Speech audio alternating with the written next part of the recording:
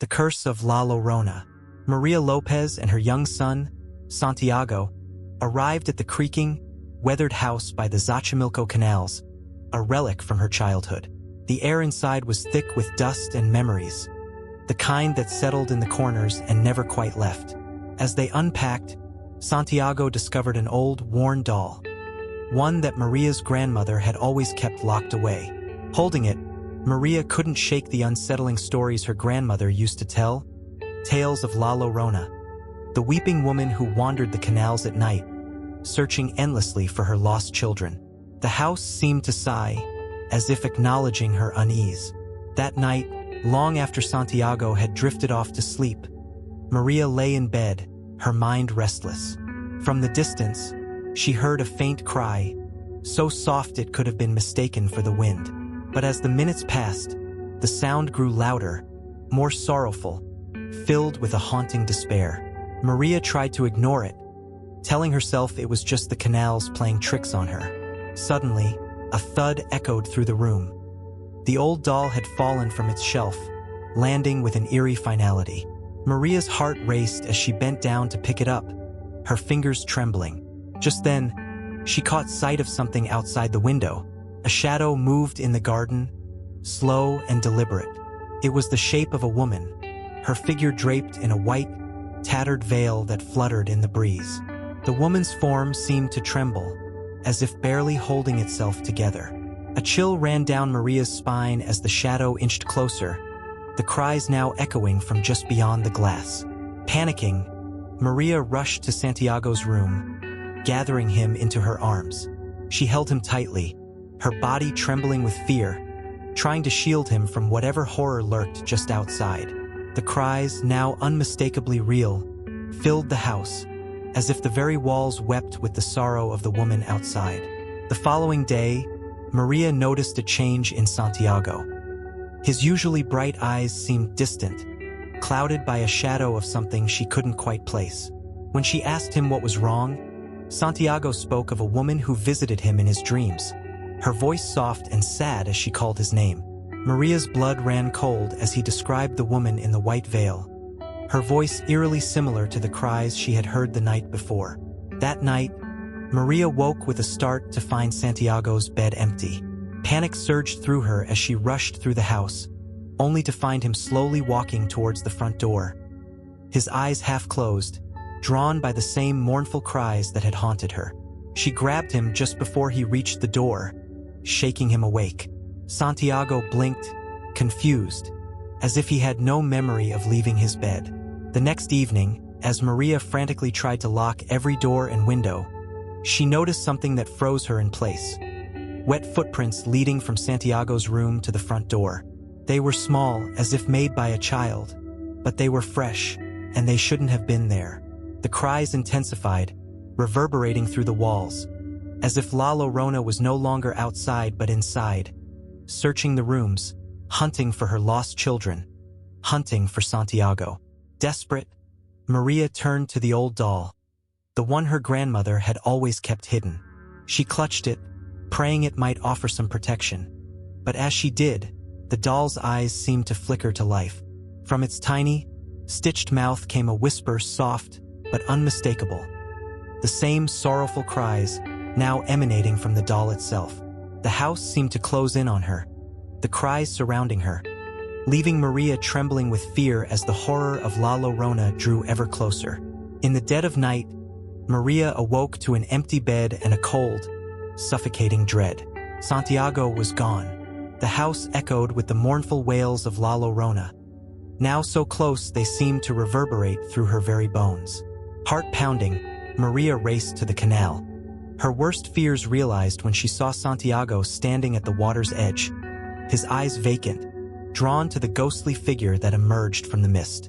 La Llorona, draped in her tattered white veil, reached out with skeletal hands, beckoning Santiago closer. In a frantic, desperate act, Maria hurled herself forward, grabbing Santiago just as those icy fingers brushed his skin. The air crackled with terror as La Llorona screeched, her scream piercing through Maria like shards of glass. In a brutal struggle, Maria wrenched her son away, but at a cost. La Llorona's scream shattered her voice, leaving her mute, her throat raw and silent. Though she saved Santiago, Maria was left with a curse far worse. The endless wails of La Llorona echoing in her mind, haunting her forever, a relentless reminder of the night she faced the weeping woman and barely escaped with her soul intact. The vanishing hitchhiker. David Mitchell, weary from a late-night study session, drove through the silent streets of Chicago, the city's usual bustle replaced by the occasional flicker of a streetlight. Seeking a shortcut, he took a detour down a deserted road, where the darkness seemed to press in around him. Suddenly, his headlights caught a figure on the side of the road. A young woman, her thumb extended in a silent plea for a ride. Hesitant, David slowed down, his curiosity piqued. She introduced herself as Abigail, her voice soft and distant, her clothing strangely outdated. She asked to be dropped off at an old, quiet neighborhood. As David drove through the darkened streets, he attempted to make small talk with Abigail, hoping to break the uneasy silence that filled the car. But her responses were brief, her voice barely more than a whisper. She kept her gaze fixed on the road ahead, her hands clasped tightly in her lap. Something about her felt off, her pale complexion, the way her clothes seemed out of place, like they belonged to another era. But David dismissed his unease, chalking it up to the lateness of the hour. When they finally arrived at the old house Abigail had requested, David turned to say goodbye, but the passenger seat was empty. Abigail was gone, vanished without a sound.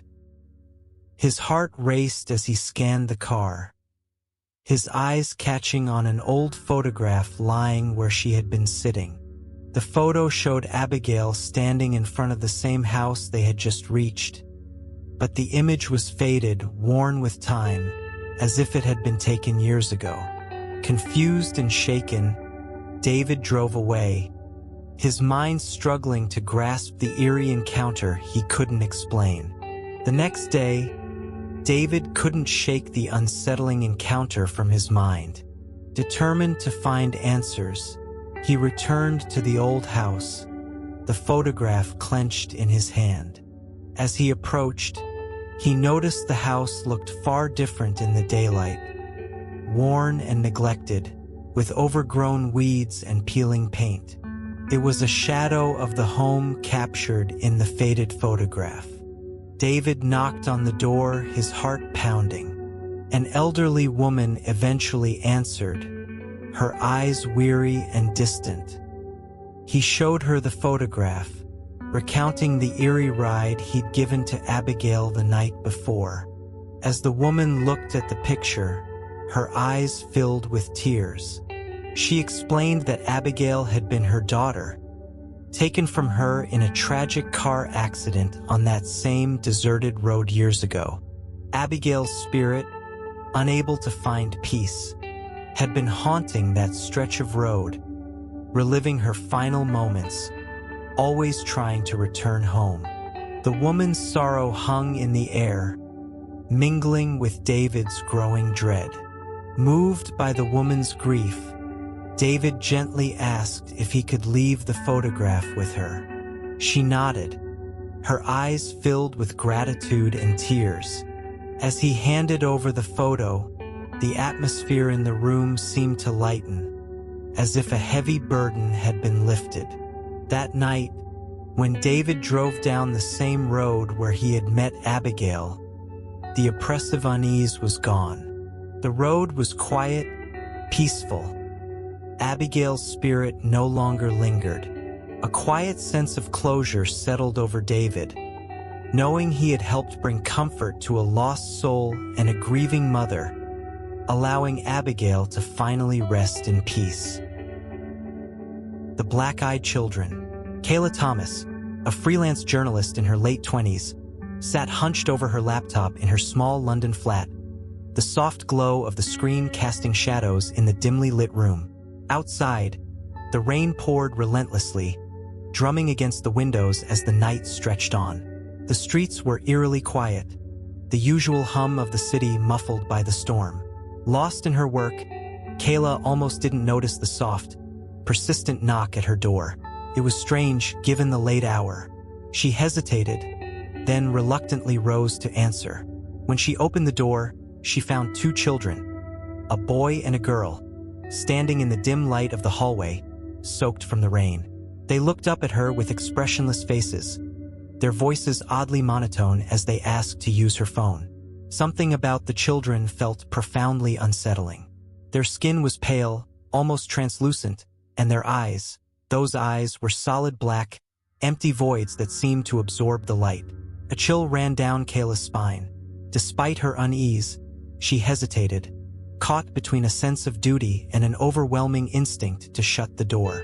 Finally, she refused their request, her voice trembling slightly as she stepped back, her hand lingering on the doorknob. After Kayla refused their request, the children's demeanor shifted. Their calm, almost passive expressions hardened, and their voices grew more forceful. "We need to come inside," the boy insisted, his tone still eerily monotone but now laced with something darker. The girl echoed him, her black eyes locking onto Kayla's with an intensity that made her skin crawl. The air seemed to thicken, the temperature in the room dropping as an oppressive silence settled between them. Kayla's hand tightened on the doorknob, her instincts screaming at her to shut the door and lock it. She tried to close it, but the children didn't move, their small, soaked bodies blocking the entrance. Their eyes never left hers, those black, soulless voids that seemed to pull her in, suffocating her with a nameless dread. The boy spoke again, his voice now edged with an eerie insistence. "Let us in, Kayla," he demanded, his tone flattening the more he spoke, as if repeating a command. A wave of panic surged through her. How did they know her name? She forced the door shut, her heart racing as she leaned against it, her breath coming in short, frightened gasps. But just as she turned the lock, the lights flickered and went out, plunging her flat into complete darkness. In the pitch black, the knocking resumed, louder and more demanding, reverberating through the stillness. Kayla fumbled for her phone, her hands shaking as she tried to find the flashlight, the only source of light left. The children's voices grew more insistent, their knocks now coming from different parts of the flat, as if they were everywhere at once. "Let us in, Kayla," they repeated, their voices no longer sounding like children but something far more sinister, echoing in the darkness and filling her with a terror she couldn't escape. As the power outage stretched on, the once familiar surroundings of Kayla's flat became twisted and menacing. The darkness was thick, almost tangible, pressing in from all sides. The air grew colder, seeping into her bones, and a suffocating weight settled over the room. Strange, unsettling noises began to echo through the flat, soft creaks and whispers that seemed to come from everywhere and nowhere at once. The children's knocking persisted, but now it was no longer confined to the front door. The sound moved through the flat, as if the children were circling her, their fists rapping on the walls, the windows, the very air itself. Kayla felt their presence pressing in on her, closer and closer, though she knew she had never let them in. The sense of being watched, of something lurking just out of sight, became unbearable. Desperate, she grabbed her phone, her only lifeline to the outside world. Her fingers trembled as she dialed for help, but before the call could connect, the screen flickered and died, leaving her in complete, suffocating darkness. Panic gripped her, the room now filled with the disembodied voices of the children, whispering in a language she couldn't understand. Their words were garbled, distorted, yet filled with a malevolent intent that made her blood run cold. The whispers echoed from every corner, growing louder, more insistent, as if the very walls were closing in on her. Kayla's breath came in shallow gasps, her heart pounding in her chest as the terrifying realization dawned. These were not ordinary children. They were something far more sinister, something that fed on her fear, drawing closer with every passing moment.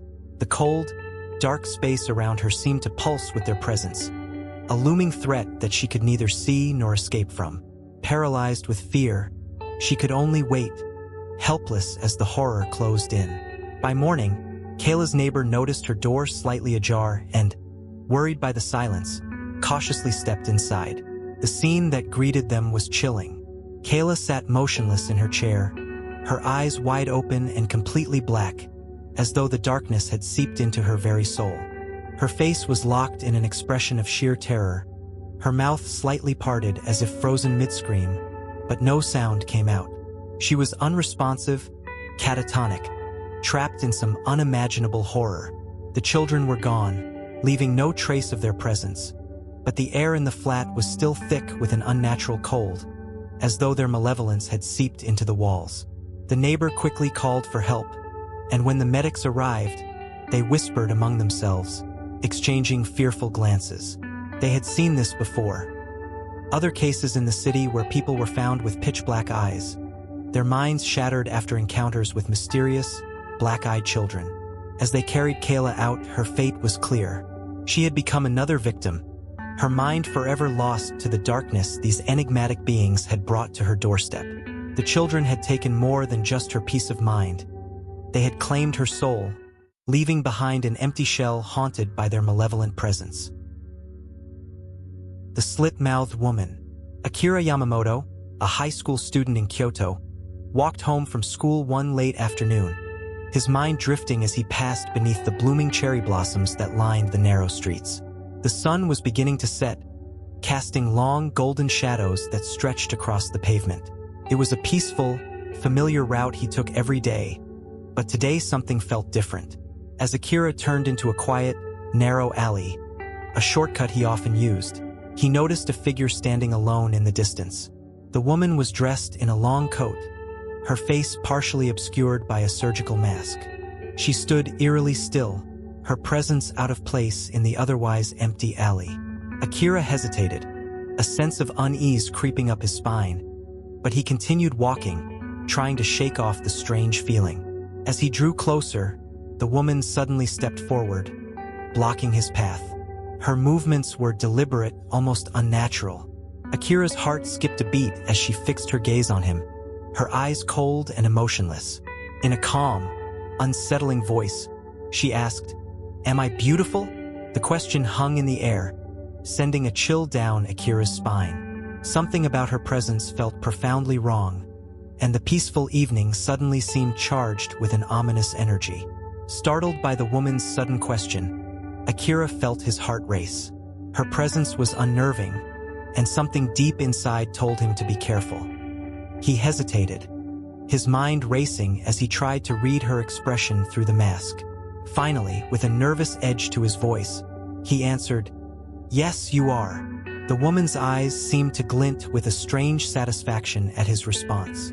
Slowly, deliberately, she reached up and began to remove the surgical mask. Akira watched in growing horror as the mask came away, revealing a sight that made his blood run cold. Where her mouth should have been was a grotesque, gaping slit that stretched from ear to ear, the jagged edges of the wound seeping fresh blood. Her lips, twisted and torn, curled into a hideous smile, her teeth glistening like sharp, broken shards within the gash. Akira's breath caught in his throat, paralyzing him with fear as she leaned closer, her disfigured face inches from his. The gruesome smile widened as if she reveled in his terror. In that moment, the stories he had heard as a child flooded back to him. The urban legend of Kukusekana, the slit-mouthed woman, a vengeful spirit who roamed the streets, asking her chilling question to unsuspecting victims. Those who answered her were doomed to face her wrath, with no clear way to escape her clutches. Akira felt a cold sweat break out on his forehead. The realization hit him hard. He was face to face with the terrifying legend, and there was no telling what would happen next. The peaceful alley had transformed into a nightmare, with Akira trapped in the center, frozen in terror as the slit-mouthed woman's mutilated face loomed ever closer. As panic began to surge through Akira, his mind raced, desperate for a way out. The horrifying image of the slit-mouthed woman loomed closer, her grotesque smile growing more menacing by the second. Just as the fear threatened to paralyze him completely, A fragment of memory surfaced, something his history teacher had mentioned during a lesson on local folklore. The teacher had talked about the legend of Kukusekana and how, in some versions of the story, she could be momentarily distracted by something sweet, like candies. Clinging to that slim hope, Akira's trembling hands fumbled through his pockets. His fingers closed around a handful of candies, something he always carried out of habit. With no time to think, he quickly pulled them out and, with a desperate flick of his wrist, tossed them toward the slit-mouthed woman. Her reaction was immediate. The candies scattered across the ground, and for a split second, her black, soulless eyes widened in confusion. The horrific smile on her face faltered, and she glanced down at the candies as if trying to comprehend the gesture. That brief hesitation was all Akira needed. Seizing the moment, Akira turned on his heel and bolted, his feet pounding the pavement as he sprinted down the alley. The adrenaline surged through him, driving him forward faster than he had ever run before. He didn't dare look back, not even as the distance between him and the slit-mouthed woman grew. All he could hear was the frantic beating of his heart, urging him to escape the nightmare that had nearly consumed him. As he emerged from the alley and into the safety of a busy street, Akira finally dared to glance over his shoulder. There was no sign of her, only the fading echo of his own footsteps and the distant murmur of the city. He had done it. He had escaped her clutches, but the terror lingered, a reminder of how close he had come to meeting a far darker fate. Akira ran as fast as his legs could carry him, not daring to look back. His heart pounded in his chest, each beat echoing the terror that drove him forward. He didn't stop until he burst onto a crowded street, the noise and bustle of everyday life a stark contrast to the nightmare he had just escaped.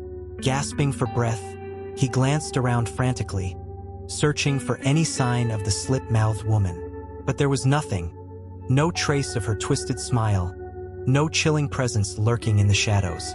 Relief washed over him, though it was tinged with a lingering dread.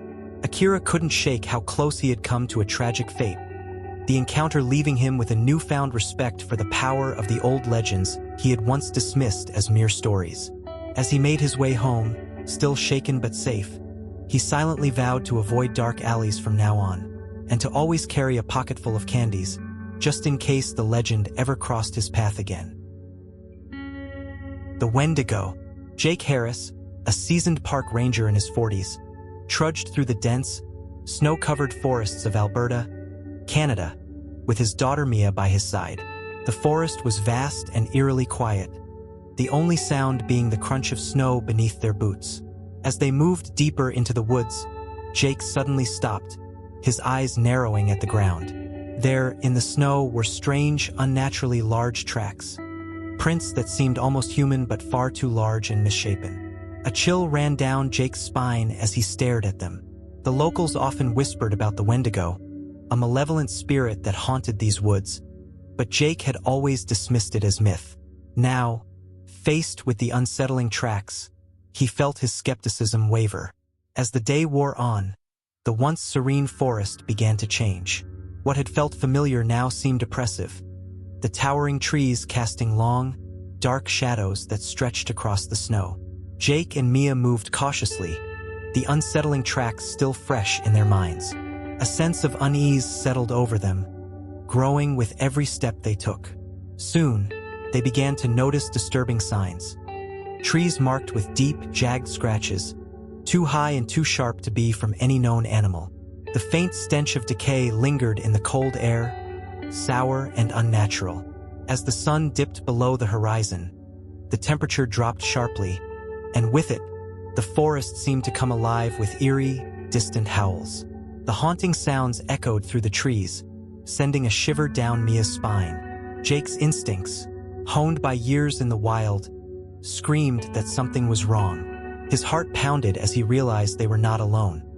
Something was stalking them, moving through the forest with an intelligence and malice that no animal could possess. The legend of the Wendigo, once dismissed as a story to scare children, now felt terrifyingly real. As darkness swallowed the forest, Jake and Mia found themselves hopelessly lost. The paths they had known so well during the day were now obscured by the thick, encroaching night. The howls that had once been distant now grew closer, more menacing, echoing through the trees like a sinister chorus. The oppressive darkness seemed to close in on them, the once spacious woods now feeling claustrophobic and suffocating. In a moment of terrifying clarity, Jake caught sight of a shadowy figure in the distance. It was tall and emaciated, its form twisted and unnatural.